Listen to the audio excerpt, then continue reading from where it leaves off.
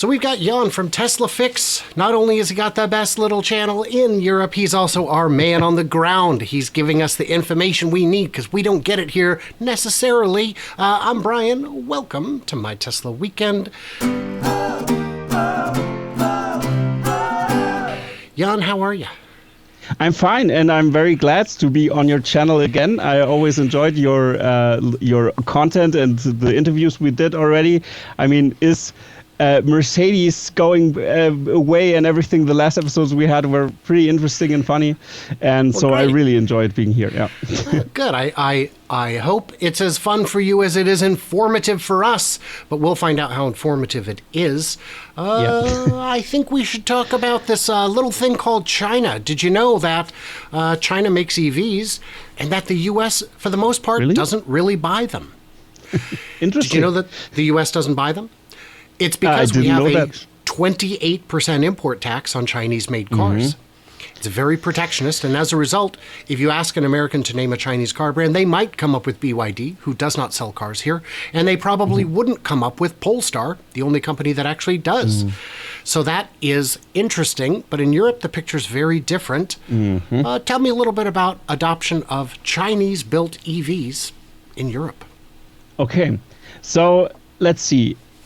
Is the competition coming for the German EV makers? Is it coming? It's already there, like Lars always also tells you about. I think Lars is also very monitoring the Chinese sales in Europe as well, and he might be also on the side that, in Europe actually the Chinese manufacturers are already here, but you have to take it a little bit with a grain of salt. I have took some numbers here to this episode. I'm going to share them soon that we can look into this. But overall, you could say, yes, they are coming because the Chinese manufacturers did a pretty great and intelligent thing here. They bought European brands. For example, Polestar is owned or a subsidiary of Volvo, and Volvo was bought by Geely. So, or is it correct? Was Geely right? Yeah. Yep. Yeah, that's true. I sometimes I mix them up, but yeah, Geely was it. So this is interesting because Polestar is pretty interesting. Like, I mean, the cars are still on the more expensive side, but this brand has a chance to expand in Europe and have more in the be more in the luxury segment or the middle segment, you could say. And also in Switzerland, it's interesting. So you can also put them into Europe because they are not really in Europe, like they're not a European country, but they are in enclave in Europe, and they are more luxury driven, and they really love those Polestars, for example. I really saw them. They are heavily marketing here also near the Swiss border, and I've seen a lot of like dealers that have them, and it's interesting, the expansion of Polestar. But also, you have to look at MG, which is not a brand that is so, internationally known. But MG, like on the market, MG was an old English brand actually, and they were bought by a Chinese manufacturer as well, and they are producing EVs like crazy. And those are the ones actually that are that are sold the most if you compare it. And NIO also is a brand that we also have here. So yeah, those are the ones I can focus on, and many are produced in China. Yeah. Well, and then you've got Lotus, who is also owned by Geely, and Lotus is another famous British brand that just couldn't make it in Europe. Manufacturing in Europe is expensive. Manufacturing in small volumes is even more expensive. That can be a deal breaker. So, but we mentioned MG, Volvo and Polestar, BYD, Lotus, NIO, Aura, iWays, Series, Zeekr, Xpeng, Xiaopeng, Hongqi, Maxus. There are more Chinese brands in Europe than there are American brands in America. That's true. I mean, we have a lot of, like you've mentioned, some that really don't sound familiar to me because they are so small. They have small numbers, but we have to keep them on the radar because they might expand even more. And I think for German OEMs, this is the most horrific thing happening right now, because the competition isn't only Tesla, it's the Chinese brands as well, because they get more and more ground in Europe. And if you compare the cars, some Chinese cars are even more luxurious than VW, for example. That's why you can say, do I buy, for example, a ID3? Do I buy, for example, a Skoda, for example, which is also very Skoda Enyaq, for example, is also owned by VW. It's almost very similar to the VW or similar models, but MG actually is a big competitor to the Skoda Enyaq, for example, which is very interesting. They have like around 5 models here in the market, and it's something to have a look out, actually. Yeah, for sure. I got to see the MG at Fully Charged in Farnborough, England, and I got to see the Aura and the BYD, and of course I've seen Polestars, but these are compelling cars. The Skoda, I think, looks, in my opinion, I like the styling better than the VW counterpart. Maybe it just that's true. resonates. Many people do. Yeah, and it's just a matter of taste. Some people will like the other, but in either case, they're reasonably good, reasonably compelling cars. Can they make them profitably? Do you want to look at the numbers you pulled up? Yeah, so to get a picture, those aren't just the European numbers, those are the German numbers, to get a view, because we've heard, for example, I think the biggest highlight for me was we've heard the numbers that BYD is just behind Tesla. I mean, Tesla produced around 1.3 million cars last year, and BYD was following pretty near with 800,000, or was it 800,000? I think 600,000. I'm not sure what the number was, but is that electric or electrified? No, it's electric. I think it could be mixed. I'm not sure. It is okay, mixed. Sorry. So take this with a grain of salt, but they are very near behind, and we've heard that. But the numbers indicate that this expansion might be slower than you think. So I'm going to pull up some numbers from the KBA, which is the Bundesamt for, I'm not even telling you the whole thing in German, you misunderstand, Jan. I am an expert at German EVs, and to prove it, go ahead and ask me anything you want in German about EVs. Go ahead. Go ahead. Wie ist es denn mit den Zahlen von BYD in Deutschland? Was denkst du denn darüber? Ich habe echt keine Ahnung, aber vielleicht es ist BYD, es ist zu teuer. Glaube ich. Okay, great answer. Thank you. From our last episodes, I know you went to Köln or something, right? I did. For I did. An exchange student in I did. the 90s. I have this in my head again. Yeah. So, nice German talk here. Thank you. But I'm going to pull up the numbers real quick. Short distraction, but a funny one. So that's what we do. That's what we do. These are the changes from January of last year to June of last year, and compared to this year. So this is January from this year to June of 2023. All right. And it's compared, so the growth rate compared to the last year in that same time period. So we see that BEVs have an increase of 31%.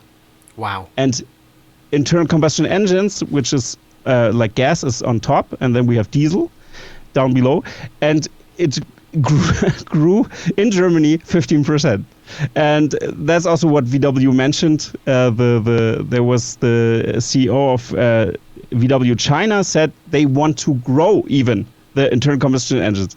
Just a short side note here. That's why, because they see this trend and think, oh, we're going to produce more. Yes, awesome. People buy internal combustion engines again. So that's also what the media always quotes. I think it's like a little bit, they have a little plus since the coronavirus, the COVID pandemic. So, okay. So plug-in hybrids, interestingly, went down like almost 50%, like 43% here. That's what we see. And hybrids, so plug-in hybrids with this. But hybrids are I would offer some perspective on this, which is to say, people also only buy what you sell. If you're not selling enough BEVs, what do you... And last year was not a good year for auto sales. It was just coming out of lockdown. I assume production overall was low enough that it created pent-up demand this year. So going up 15.5% is not that impressive if it's all you're selling. And if you stopped selling plug-in hybrids, people can't buy them. I don't think people bought hybrids over plug-in hybrids by choice. I think it was out of sheer necessity. Interesting. Yeah, that's true. That could be. I think that's reasonable. But now let's deep dive into those numbers, because that's just a trend here, and we're going to deep dive into this. And something I have here, which are the numbers. These are the numbers from January, the registration numbers from January till May, because this is the time period that is right now the only data we have. We have some numbers of June, but the problem is they are not mixed into the whole year. That's why we're going to look at those numbers. So they might be risen a little bit in June, but we have to check this at the end of the year where we have the whole year, which is the best, I would say. But this gives a small indication here. So let's scroll down and look, because here are many brands, for example, Alfa Romeo, Alpine, Aston Martin, Audi, Bentley, and this includes internal combustion engines. This is very important to note here. And here we have BYD. So the numbers, or the registration numbers of BYD in, wait a second, from the time period of January till May this year were astonishing. Now, like, drum roll, please. 165 EVs they sold here. And the Atto 3 was the first one they had on the market. This may have risen in June. I don't know. We have to check the numbers when they are available. But here also different models are lumped together here, 11 ones. So 165 models. So this is very interesting to see. Just the German numbers here, the European numbers, I'm not as aware because the numbers are so different in every country. I have to lump them up all together, and I didn't do that for this episode, sadly, but we can get an indication how the sales numbers are. That's BYD. And of course, for example, Dacia also has some cars that are EVs, but produced in China also, shipped to Europe, especially because the battery expertise is in China. So those are also lumped together here somewhere. But I think it's more important to look at the plain EV manufacturers here. That's why I'm going to scroll down here. Here we have Kia, also Lada, the Russian brand. Interesting to see here. We're going to buy some Ladas here also, interestingly enough. Funny. Some were sold. Yeah, Lucid, also a pretty interesting name. 7. How about that? What an increase. I mean, it's like a 700% increase. I don't know. I'm going to tell you, I'm deeply concerned with that number, because those Lucids appear on the link I sent you with the European cars. So okay. I think they're for sale. I think all of them. Okay. Yeah, all of those 7 Lucids are for sale here. Yeah, and somebody lucky enough, the last, like in May, 1 Lucid was sold here. So those are the numbers of May in the big here increase. In this chart. Yeah, big increase. 700%. Magical. Yeah. Then we have MG, which is the secret tip I have to everybody of you. Take a look on MG, because they are expanding. It seems like they're expanding the fastest, actually. Interestingly enough, they have different models. The ZS model is an internal combustion engine car, and so you have to deduct this out of this number. But MG Röwe, which is called MG Röwe, which is also Chinese owned, sold 6,700 EVs. That's pretty impressive. 5,400 around that number. Sorry, you have to deduct, of course, the internal combustion engine model that they offer, or that's a hybrid model. Sorry, they also have a hybrid model. But look at the numbers, like around 4,000. You could say 4,000 EVs, 5,000 EVs, around that ballpark. Also very impressive. So this brand, you put them onto your radar. I think look into this. I recommend you this, because they also sell very much in Norway and everything, which is pretty interesting. Then we have NIO, and NIO is also a brand that should ring a bell. But in Germany, they only sold 205 models from January to until May, end of May. So important to note here. Do you want to comment here or add something? Well, yes, those numbers are anemic. NIO's numbers are anemic, but there's no reason to think that they wouldn't catch up with MG's numbers. MG does have the advantage of a brand that feels familiar, even though it shouldn't, because it isn't. But, my question on that would be, what are buyers' opinions of Chinese cars? Do they have a good reputation? Do they have a bad reputation? I think in Germany it's a special case because people love German cars here. They are my theory is the patriotism is packed into the cars because we can't be patriotic anymore. Nobody wants to be patriotic. Actually, it has a bad aftertaste. So that's not prevalent here as much as in other countries. But that's why I think they're very proud of the German manufacturing. But I think this is already shifting, and I think that's the Chinese, the brands that don't sound German, that don't sound European, are more or less bad. But MG is something they know from the past, so this is also something. Oh, MG made cars, and they don't really know that they are Chinese owned. The average customer, I think. That's why I think that's the best strategy. Or Polestar is from Volvo for them, so that means that's Volvo. I know Volvo. It's a European brand. I think this is the best strategy the Chinese could do. So, I don't know. I have seen people saying, well, yes, Volvo's made in China, but the engineering is still Swedish. And I don't know how true that is. It doesn't strike me as terribly maybe believable. The design of the interior, this could be, or something like this. But overall, the whole battery, I'm the entire drivetrain. Sure, the entire drivetrain is Chinese. So I don't think that the Swedish engineers are sitting down and designing the drivetrain. I'm not sure. So I assume not. So so we have different brands here as well, and Polestar is also on the list. I didn't highlight this, but also very interesting. Yeah. So they sold 2,208. You can see that they have risen, but what is interesting is I even saw, those are small numbers, but I even saw some MGs on the street already, and this is interesting. I don't live in a big city, and it's interesting to see. That doesn't indicate anything. We have to look at statistics, of course, but it's interesting to see those cars suddenly on the street, and then because then they're just numbers. But a NIO, I never seen a NIO on the streets here, for example, because they don't deliver so many. So Polestars, I've seen some few here. They're very in the south are also very interesting for the buyers. So 2,000 they've sold here.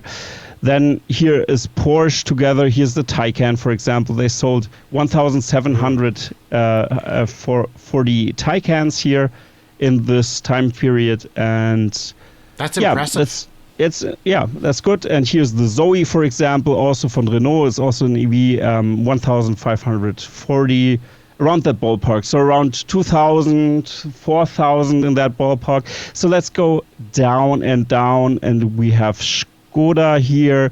Is the Enyaq here somewhere? Yes, over there, 5,000. You can see that. I don't want to go into... So the German brands are doing great. Yeah, the German brands are doing... relatively great. Then we have SsangYong, which I can't even pronounce. This is also a Chinese brand, but I don't know if they have an EV right now. I'm not sure. I assume not. They are the sales numbers are even very small. You can point or take them out of the calculation. I think. That's Korean. They're Korean. That's true. Yeah, SsangYong doesn't really sound Chinese as well. Yeah. Okay, so Korean brand. Okay, but now we have here Tesla combined. Wow. Yeah, this is a number that you can see. 5,000 Model 3. So interestingly enough, similar numbers than Porsche with their Taycan, but the Model Y is by far 21,720 cars in Germany, which is a big number for Germany as well. So 30,000 cars you can see, and you can compare it with Toyota, for example, because I think now we go into a phase where we shift from comparing Tesla to all the EV manufacturers, but comparing Tesla to the whole market. And interestingly enough, Toyota sold 30,000 on the whole, with all their hybrids, with all their even hydrogen cars together, lumped together, and their small EV, the BZ4 or something is right. I think is an EV. The Bazaar 4, or the Bazaar, if you read it as an A, the 4, the Bazaar 4. Nobody knows how to pronounce it. Even people from Toyota, I think, don't know how to pronounce it. I think they do that on purpose to make it less popular. Yeah, maybe. 1,300 they sold, for example, but overall 30,000. And now you see that Tesla has is in the ballpark here to compete with Toyota in that time frame with the overall sales. And of course, the German car manufacturers, for example, VW is also here on the list. We can look at VW over there. Here also, Volvo has also some EVs here. I can highlight them here. I think the XC series is the might be the electric version. I'm not sure. Sorry if I butchered this, but okay, let's just ignore this and go to VW, because they have, of course, here the ID4, the ID3. Over here, the ID Buzz is here as well. I'm going to highlight them for you. I don't know if you see this. But yeah, the ID4, the ID5, 13,200. So that's pretty good. In Germany, because people like their VWs and they got some traction here in the European market, in the German market. But here is the wholesale number of all of the models, and this includes the transporters, all the segments that VW has, 207,000 sales. So these kind of numbers are the numbers that also Tesla is competing with, and that's something they have to ramp up.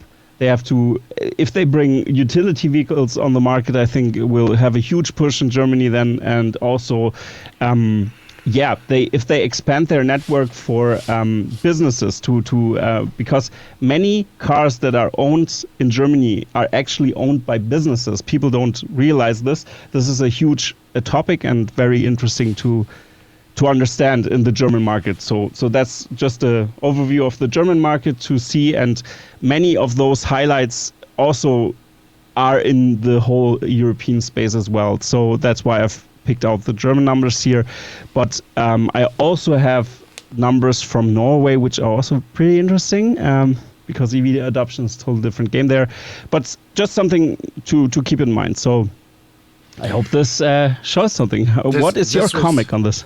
Well, this is fantastic. Let's go back to full screen on us there. It's interesting to look at. It gives us a perspective we don't see, because we don't see the Chinese brands. We see a little bit of Volkswagen, a little bit of Hyundai, but not a lot of serious efforts. We don't see much going on in terms of especially shorter range cars. Anything under 250 just doesn't really get any traction. Zoe, for example, is a brand, or the Zoe is a great car. Yeah, it's very competent. I've ridden in one for a couple hours, I think, from Farnborough all the way to northern London to catch a flight. It was quiet, it was comfortable, it was competent, it was capable, and it was affordable. But those cars will struggle in the US market because everybody thinks they need 700 miles of range, and that's ridiculous. I'd rather have a car that costs half the price. And so it's just interesting to note, it is entirely possible in the US we will see some shifts in the import duties that could make Chinese vehicles more viable. But more likely, we're going to see the bigger players, BYD, NIO, XPeng, build factories in Mexico or the US or Canada. And once they do, it's game on. We have to remember that the labor cost is a small part of tech manufacturing these days. And if they can get the batteries locally, they'll qualify for that credit. And they can get, even if they're in Mexico, Mexican labor is not expensive compared to Chinese labor anymore. And all of the North American countries have significant track record with auto manufacturing. So it's the idea that Chinese cars aren't coming is a notion we need to let go of because it's just not true. Yeah, that's true. Also, like in the German numbers, you could see, for example, that BYD was pretty low, but these numbers they already ramped their production this high that they can just overflow the market like this if they are capable of doing this. So they have to just get it going. And BYD just started to sell. MG was the first mover. So they have, for example, the advantage that they already sold many cars. But you can also see that in Germany, the German brands are still very strong. The Taycan numbers, for example, are pretty similar to the Model 3 numbers. And but in comparison to the Model Y is the best-selling vehicle. Like, it's pretty obvious and evident. But if you look at the numbers of Toyota, for example, 30,000, VW has 200,000 internal combustion engine included, of course, sold here in that time period. So I think an interesting overview how the market is. And of course, different countries are different. That's why I also have something here, which is something very surprising, I think, for you, because it's about BMW, which is also a German manufacturer, but less about the Chinese. I'm not sure if I should cover this. I don't know. Well, we're already getting a little long. We can save it for another time. I do want to thank. Do it in the next episode. Well, now you're giving away secrets that there's more episodes coming, and you are always welcome back on the show. You are a valuable resource, and thank you very much. If you guys haven't seen TeslaFix, he gets the hugest names to come on and share their wisdom, and it's always good stuff. And he's got a very small channel. It's still very much in its growth phase. He is the Neo of Tesla YouTube. Great comparison over there. Love it. I hope I get to the Model Y numbers with my channel. That's right. So what did we miss? What did we misunderstand? Leave it in the comments below. And for everybody else, subscribe, do all that stuff. I do have a Patreon. People can help me out. You can also become a member on YouTube or a subscriber on Twitter. All that helps keep the magic going. So stay tuned, stay juicy, and I can't wait to hear from you, clever robots, on the next installment. Yeah. Goodbye, everybody.